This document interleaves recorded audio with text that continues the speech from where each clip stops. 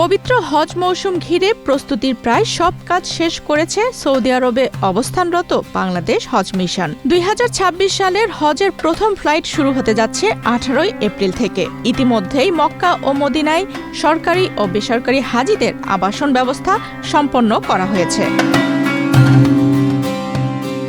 হাজিদের সার্বিক সেবা নিশ্চিত করতে বাংলাদেশ হজ মিশন 400 জন হজ কর্মী নিয়োগ দিয়েছে। এসব কর্মী হাজিদের থাকা, যাতায়াত ও অন্যান্য প্রয়োজনীয় সহায়তার কাজ করবেন। একই সঙ্গে মিনা, মুজদালিফা ও আরাফাত ময়দানে তাঁবু বন্টন সহ গুরুত্বপূর্ণ কার্যক্রমও প্রায় শেষ পর্যায়ে রয়েছে। এখন চলছে শেষ মুহূর্তের পরিষ্কার পরিচ্ছন্নতার কাজ। 200-র বেশি সার্ভিস ও ফিচারে লেনদেনের সব বিকাশ অ্যাপে সম্ভব। আমরা মিনার মধ্যে আজকে কাজ করতেছি আপনার প্রায় 2 মাসের কাছাকাছি। রমজান 8টা থেকে কাজ শুরু করছি। এখন মিনায় প্রায় পরিপূর্ণ শেষ পর্যায়ে কাজ, প্রায় 70-80% কাজ হয়ে গেছে।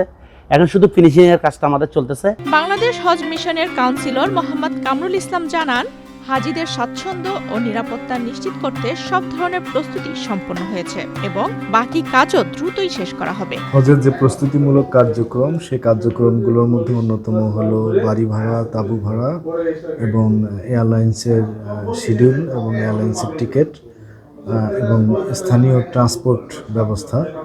এই সব কয়েকটি ধাপেই আমরা ইতিমধ্যে সম্পন্ন করেছি এবং মক্কা মদিনায় আসার জন্য যে ভিসা, সেই ভিসা শতভাগ সম্পন্ন হয়েছে। আমাদের হজের প্রস্তুতি কেমন এটি দেখার জন্য মাননীয় মন্ত্রী এবং মাননীয় সচিব কিছুদিন আগে সৌদি আরব ভ্রমণ করেছেন এবং তারা হজের সার্বিক বিষয়ে তদারকি করে আমাদেরকে নির্দেশনা দিয়েছেন। 18 এপ্রিল প্রথম ফ্লাইট সৌদি আরবে আসবে। মাননীয় প্রধানমন্ত্রী বাংলাদেশে এটি উদ্বোধন করবেন। এদিকে হজের নিরাপত্তা জোরদারে সৌদি কর্তৃপক্ষ নতুন কিছু নির্দেশনা জারি করেছে। সরকারি অনুমতি ছাড়া প্রবাসীদের মক্কায় প্রবেশে নিষেধাজ্ঞা দেওয়া হয়েছে। পাশাপাশি ওমরা ভিসায় সৌদি আরবে অবস্থানরত বিদেশিদের আগামী 18 এপ্রিলের মধ্যে নিজ নিজ দেশে ফিরে যাওয়ার সময়সীমা নির্ধারণ করা হয়েছে। সব মিলিয়ে আসন্ন হজ মৌসুমকে সামনে রেখে সৌদি আরব ও বাংলাদেশ হজ মিশনের প্রস্তুতি এখন চূড়ান্ত পর্যায়ে রয়েছে।